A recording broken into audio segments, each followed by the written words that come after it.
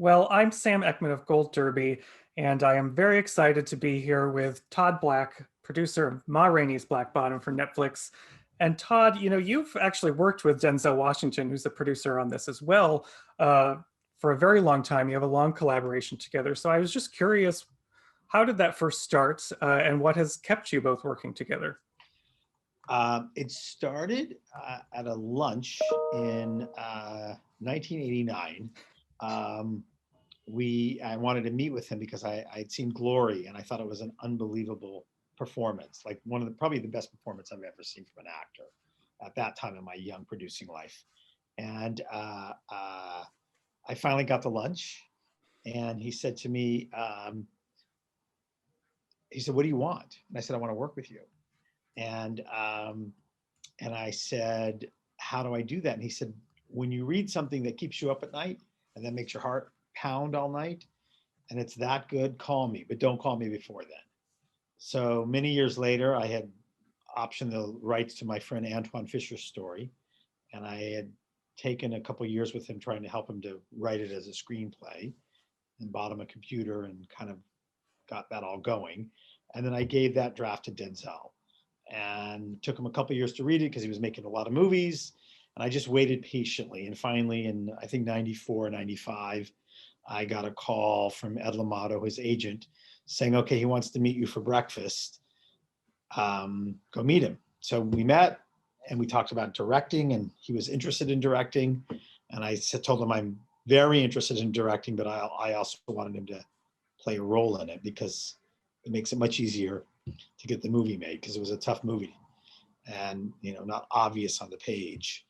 And that's how we started our relationship. And I've produced everything he has directed, and I've given him his first franchise, an Equalizer 1 and 2, and we're doing Equalizer 3 next year, and we're doing all the August Wilsons together. Oh. We did Fences together, and then now Ma Rainey, and now we're going to do Piano Lesson next at Netflix. And it's just been a very fruitful relationship. Right now, I'm in Staten Island shooting a Journal for Jordan, which is a 14-year project of mine that he is directing, that Michael B. Jordan is starring in. It's a beautiful true life love story. So it's just been a very fruitful, very trusting. It's all about the material. I think we both have pretty good taste, and I think it's just trust. It's trust with the taste, trust with working together, collaborating together, um, and trying to make really quality commercial films for the public. That's kind of what it's come down to. It's just a lot of trust. Well, I'm excited to know that the piano lesson is coming to us next. That's Yeah, great. me too. And, this deal for the August Wilson's Century Cycle was originally HBO, moved to Netflix. Um, and so I'm wondering, what are your thoughts sort of when on streaming? Because this has really changed the game in many ways for the way we Yeah. view TV and movies. Is that always a conversation with projects now? Is should this go Now, streaming or theater? yeah, now streaming is the talk with every project as a producer that we now do as producers.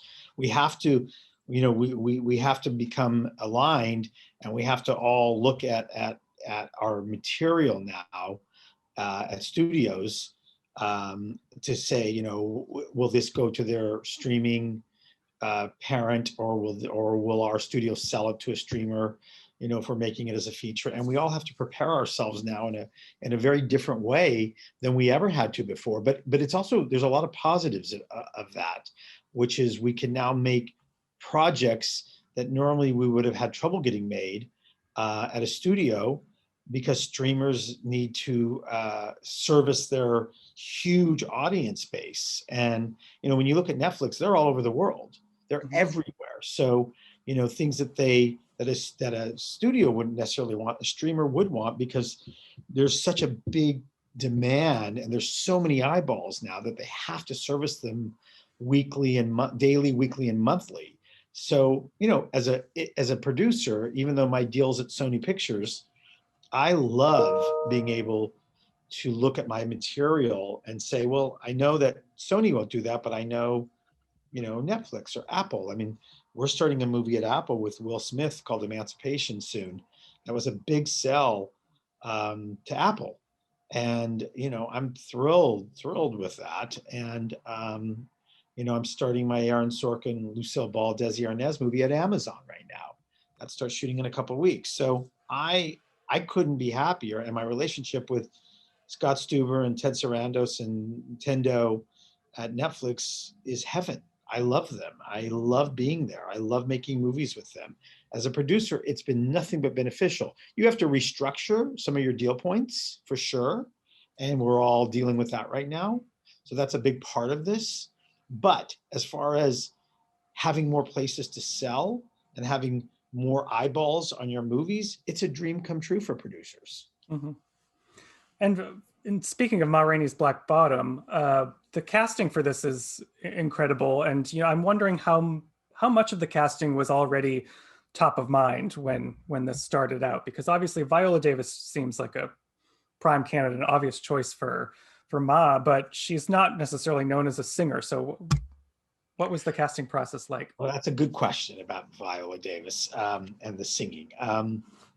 I had made a number of films with Viola before. And so, I had a great relationship with her. Denzel and I put her in Antoine Fisher. It was one of her early roles in her career.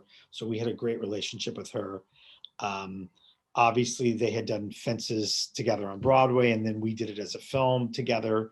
So our relationship with Viola is very, very strong and very good. And when we knew we were going to do being Ma Rainey as the next film, George Wolfe and myself and Denzel all knew there was really only one person to play it. And I went to Viola, and her immediately response is, "I don't sing." And I'm like, "Don't worry." And I went to George and I said, she's scared of the singing. And he said, "Great." He goes, "Tell her not to worry about the singing. We can figure it out. We'll figure it out together." And then Denzel called her, and then George called her, and then I called her again. And ultimately I just said to her, "Do you trust me?" She said, "Yes." And I said, "There's not a better role right now. And, you will kill it. Please just trust. And we'll figure out the singing. We'll bring in somebody to help you, and you don't have to sing throughout, and we'll figure it out." And sure enough, we figured it out. And we had a lovely woman who just did most of the singing, Maxanne, but Viola did a little bit of the singing. But once she kind of got over the fear of that, we were good to go. Mm-hmm. And the other, we started with her. She was the yeah. only one early on. And once we had her, we were able to put together the rest of the movie. And we were incredibly blessed with, I think, the best cast out there of all these movies this year. I think there's a lot of good. I mean, I think Chicago 7 has an amazing cast. I think Nomadland has an amazing cast. Minari does. I think all these movies have amazing cast, but I do think our movie has the best cast. And I'm not saying that selfishly, but I really think that Glenn and Michael and Coleman and Johnny and Jeremy and Dusan and Taylor, they all inhabited the roles. And then Chadwick comes into it, and Chadwick blew the top off. I mean, it was, I feel like we all won the lottery with our cast and with our director. And our director, George is a master, and he really knows cast in a way that, none of us know. And I think Denzel's pretty good at it. He has a pretty good eye. So, I mean, I was truly the beneficiary of working with brilliant, brilliant collaborators between George, Denzel, Viola, Chadwick, the rest of the cast, and then August Wilson. It doesn't get better. You kind of have your pick of talent when you're working with that kind of material. So again, we all started, with $10 million in our pocket, so to speak, with August Wilson. And the rest kind of came together very organically. And we did have our choice of actors. We had lots of choices of actors. But I think, again, through George C Wolfe, and through all of us, it was pretty clear who was right for the roles when we were casting. Yeah. I wanted to talk about Mr. George C. Wolfe as well because, in Fences, the previous August Wilson adaptation, Denzel took on directing duties there. What led to the choice for George C. Wolfe for Ma Rainey? Well, Denzel had worked with George the previous year on Iceman Cometh, and he absolutely loved working with him. He said it was one of his best experiences he ever had working with a director, even though it was on stage and not on film. And he loved George. And I think it was a very deliberate choice. I think Denzel really wanted to make sure that we maintained the theater part of Ma Rainey, just like we did on Fences, just like we will on all the other 8 ones. We don't want to try to turn them into something that they're not. We want to try to kind of take some cinema, but really maintain the theatricality of them, if you will. And we knew George was probably one of the best people to do that. He could maintain the idea that you're watching this as a play, but there is cinema involved. Mm-hmm. And I think he did an incredible job of making it cinematic and turning it into a film. And that's really what we were aiming for. And I think he delivered that big time. And Denzel just loved his relationship with him, and Viola loved him, and Chadwick. I mean, all the actors, if you ask any of them, I'm sure you have, they all loved working with him. He is an actor's director down to every inch of his body. Yes, they all had wonderful things to say, at least in my experience. Is there As a ever? producer too, I will tell you, he's a dream to work with as a producer, producing Mhm. a director. He's very clear with what he wants. Yeah. And speaking of kind of the opening up of the world of this play to make it cinematic, is there ever hesitancy in the process of doing that? Because there's like, oh, August Wilson is so revered, and how far is the right way to stray from his original Yeah. script or not? Yeah, that's a great question, and we get asked this question all the time. I think the goal with all of his plays is to pay respect to the plays, no matter how we're choosing to open them up, if you will. I don't think we ever want to make it a full, quote unquote, regular movie. It can't be and it shouldn't be. It should always lead with the respect of what August was going for, but opening up enough so that it feels like a filmic experience, but a different filmic experience. It's not going to feel like Avatar. We don't want it to feel like Avatar or name the name of a Yeah. filmic experience. We don't want that. We want to lead with the respect of August Wilson, legit theater writing, and let the writing kind of tell you where it can open and where it needs to come back together as a theatrical play. And I think Fences did that really well. I think George did that really well with Ma Rainey. Hopefully, whoever is going to direct Piano Lesson is going to do the same thing. And Denzel and I, certainly Denzel, are the stewards of that to make sure that we're not veering too far away and really educating the audience, quite frankly. When you think about it, not that many people see plays, so particularly dramatic plays. They go see musicals like Hamilton for sure. But, we're educating people now. I mean, the first 2 plays were real educations for people all over the world of August Wilson and of a play, of a dramatic play.